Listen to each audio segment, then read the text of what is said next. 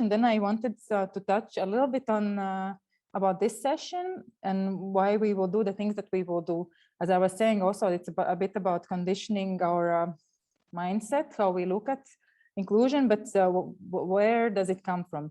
Again, when we look back at the at the leadership conference, maybe you will remember that we had a discussion about, it was, I think, in the context of hemophilia B, and there was a word came up about deserving treatment, and people didn't feel comfortable using the word that I deserve the treatment, and so this whole discussion about it, around this, and indeed I agree that this is not, it's a strong word and it's not correct word. So for this reason, we will look at another approach, another way how we can look at this, and that deserve doesn't really become deserve always, you know. And of course, this is like, these are, as we always try to do with the leadership related things, that we want to offer you different angles of things, different methodologies that you can also use in your own work. And we just like to offer them to you to learn and to take. And maybe some of them will speak to you, maybe some of them you will use, or maybe not.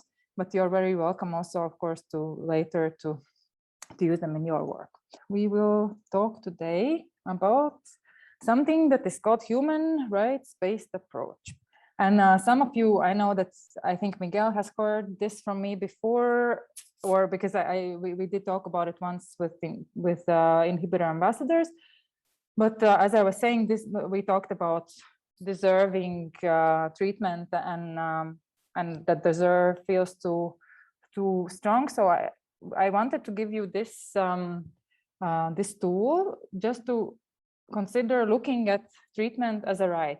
And too late, I thought that I should make a poll on this, because, and I didn't, but maybe Miguel will know because he's a lawyer.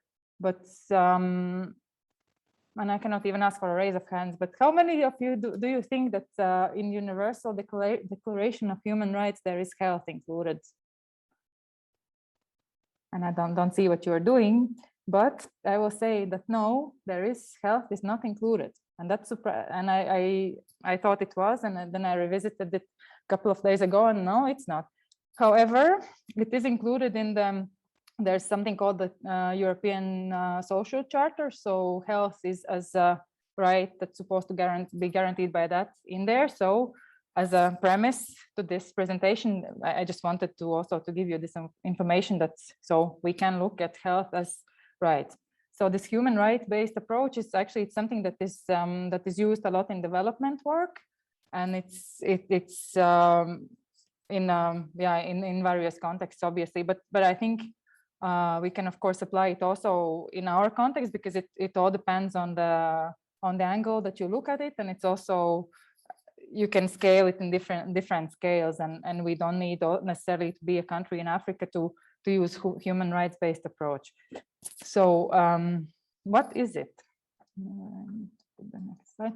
So human rights-based approach, it is focusing, it's a approach that focuses the most marginalized and excluded, and people who are the most discriminated against, so kind of the smallest and who are the most helpless.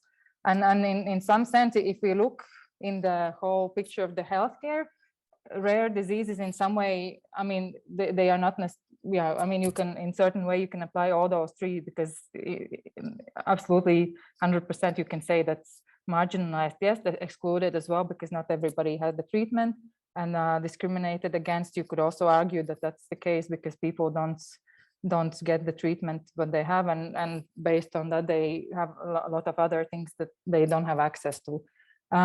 To apply this human rights-based approach, it requires actually good analysis and deep analysis of things like such as various norms and different forms of, so how this various norms, for example, in our context, I could say we always talk about the relationship between the healthcare professionals and the patients, and now also a lot of talk about this shared decision making. So there, to make some kind of change there, you need to analyze those norms, how these relationships are, what kind of rules are in place, etc. To be able to apply something like this. Then also, of course, what are the different forms of discrimination that take place, and also what are the power roles and power imbalances potentially. So in order that you can ensure that those interventions that you come up with reach those people that need them. Then, so some of the elements that that we have for to implement this human rights-based approach is that, so very important. And again, we don't, of course, I was thinking how you could possibly use it in your work, and of course you will maybe not tell to your NMO people big words of human rights-based approach, and now because sometimes people don't get caught on the big approaches, but it's just actually how you use it in practice. So what is important that people are recognized as key actors in their own development. So that would mean that patients, again, this shared decision making, that would be a perfect example of this, because the patients then are seen as key piece in where they in their own development. So instead of being passively receiving something, some service or goods, then they are actively involved.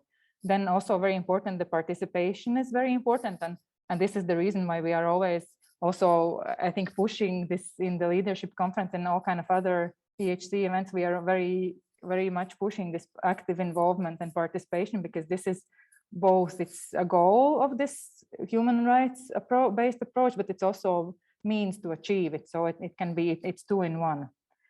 And the strategies to be used are empowering, not disempowering. So that's also meaning, for example, being transparent, being trustful with people, and such things, so that people are not losing the faith in what you're actually trying to achieve and doing. So people need to be empowered. Then also the whole process needs to be locally owned. So instead of somebody who doesn't know the situation, I think this is one of the principles also in the EU, and in the EU it's called subsidiarity principle. So that is like the people who locally are in charge for their own decisions, you know, so that instead of somebody far away telling you what to do, that people who need that development, they are also in charge. And then again, as we were saying before, the situation analysis. So here you might remember we've used also previously this to identify causes. We use this problem tree method. So some analysis that allows you to go beyond only recognizing the symptoms, but you can also look at the causes, and maybe there are more causes to the causes. So good situation analysis is very important here as well. And of course, this kind of analysis needs to include all the stakeholders that there are, and which would mean I will talk a little bit about it later as well. So unimportant. So here is this one distinction, I think, where is relating to the deserve, because rights versus needs. So why it is important to talk about health and about treatment as rights, because when you are just fulfilling the needs, it can lead to the dissatisfaction. It can be very personal. I will show you in a moment aside to compare, but so it's kind of very loose and fluid. However, when you are talking about right that needs to be respected and needs to be fulfilled, that leads to a violation. And in a word, if it's something that is as a right, then it can be legally and legitimately claimed if it's violated. So there is the big difference between the needs and deserve, and the right and the right that needs to be fulfilled. So here a little illustration that I have here. So two cartoons where one person is saying, I need food, or I have a right to food, and you can see how different it can be in both situations, right? So in one is indeed I need food because there's no other option to survive, whereas in the other there is clear distinction that it's a right to food because there is one other person who does have the food. So right brings also this element of equality in. Then here I have a little table to prepare to compare the two perspectives, needs and rights, because also here I invite you to think about it from the bleeding disorder context and how it can be how looking at things from the rights can change how we look at things. So for example, if we are looking at needs, those are very individual and personal, whereas when we look at rights, it's directly becoming public, it's political, and it's becoming moral and legal obligation and duty for certain people. Needs are voluntary, so nobody is obliged to do anything if it's just a need, whereas a right can be enforced, as we were just looking at. And need is addressing symptoms. Needs perspective is addressing symptoms. So what I'm always thinking about these tragic cases in health, if we think from healthcare perspective, there are people who are forced to ask for donations to treat their very serious illnesses or expensive surgeries and so on. And this is actually something that is from the needs perspective, because it's really okay. Other people are donating and they can their need is met, but it's only this kind of approach only addresses the symptom, because there will be another and another and another one like this, whether as if this kind of treatment was as a right, it would be embedded and it would be made sure that this would not happen again. So then again, also needs are contextual, which means that it's really depending on a context. This can be a need or this cannot be a need in certain community or for a certain person. So it's also, again, not necessary to meet this need. Whereas rights are universal and equal, which means that it's also easier to fight for that this right is granted. For the needs, also there is hierarchy, because of course, again, the same example about the people asking for donations for their health care, that some of the needs are more important than others. And indeed, how would you, for example, how would you choose to who to give this money and how to address this? Whereas the rights, when it's a right of, like, if all of these patients would have the right for the treatment, then there would be no hierarchy and they should be all entitled for this specific treatment. Then again, needs perspective looks at the short-term perspective, whereas rights look long-term. So as I was saying already, so that these kind of preventive, maybe even action, that if this right is granted, then it's working also in the future, that these kind of violations cannot repeat, or if they repeat, they would be punished. And then needs perspective looks more at specific projects targeting specific groups of people. So again, it's contextual, whereas when it's from the rights perspective, it's more like as an overarching goal to which all the work can contribute. And finally, this word deserve comes in again. So people deserve help. Yes, people do deserve help, but also again, we can choose whether to help or not. And how do we even can evaluate if they do deserve or not? However, when we have the rights perspective, then governments are those who have binding legal and moral obligations to fulfill those rights of people who are concerned. So, and there are two main stakeholder groups in this human rights-based approach. There are rights holders and the duty bearers. So rights holders, for example, in healthcare, those would be the patients who need access to healthcare systems or certain treatments. And then the duty bearers would be obviously those people who have the duty to grant this right, to fulfill this right. So those could be, in our case, those could be all the treaters, all the healthcare professionals that we are concerned with. Also, then would be the HTCs, then would be ministries of health, even like presidents or states of head. So in all kind of levels, there can be different duty bearers, and depending on, depending what you want to achieve, you can work with all of them. So the aim of this whole approach is to achieve positive transformation in the interaction between the two main stakeholders, and also kind of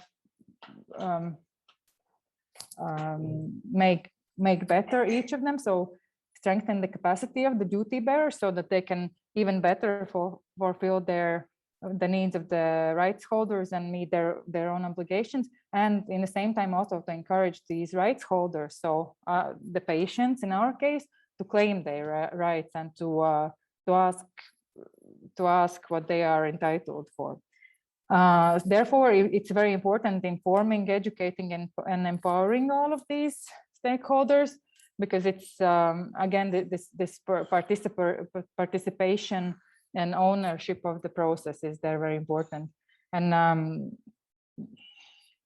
so that the process can be sustained and the goals can be reached. And so again, there's the stress on that the people are active in their own developments rather than passive recipients of the service. And then there are distinguished 3 levels of this obligation or meeting the rights. That's the respect the right, to protect the right, and to fulfill the right. And I wanted also to show a picture here that helps to understand a little bit about this rights holders and duty bearers and how they relate to this right and need. Because here we have like 2 pictures of 2 friends, and one is giving a gift to another, and then we have employee and boss, where we have it seems like a paycheck, I would say, or something like that. So then if we think, like, if you think about if these pictures are like this, how would each of these persons feel? And so if friend gives you a gift, it's nice, and you feel grateful, and then the friend has pleasure, obviously, of giving you the gift, maybe. Whereas if we exchange these roles, and if we put this kind of needs perspective into the employee and boss, so the boss is the duty bearer and the employee is the rights holder, and what if it would be taken from the needs perspective? So if he would think about as his paycheck as receiving a gift, it's not exactly how it should work, because he has a right to his salary. So there also the employees obliged to, by his duty bearer role, he's obliged to maintain this right of the person. Okay, and I think that's more or less what I wanted to share with you. Of course, it's the end of this presentation, but it's not the end of the process. And I just wanted to, it's maybe not a very detailed presentation, but just a way to look at things. And one thing that I wanted really to mention also, because, and here comes the beginning part about the beginning joke about us coming to confuse you again, because just now in the next activity, we will look at some other methodology, which is called nonviolent communication, but that's based a lot around the needs of people. So here I also want to tell you that I think, like in this human rights-based approach, is very strictly distinguished rights and needs. But I think when I thought about it, I think actually both of these are very important, because as you will see later, it's also important to acknowledge your need, what your need is, and how then which need is not met and how it relates to the rights that you have. Because first, and I would say the first step would be the need part, nevertheless, even though it's in this concept, it's not looked as in a very positive way. But then to reinforce this, it's very important to look, especially when we talk about the treatment and about the patient rights. I think then it's very important to look at this rights-based approach, because there you are also, you yourself, you are taking the matters in your own hands, and you are claiming what you are entitled for.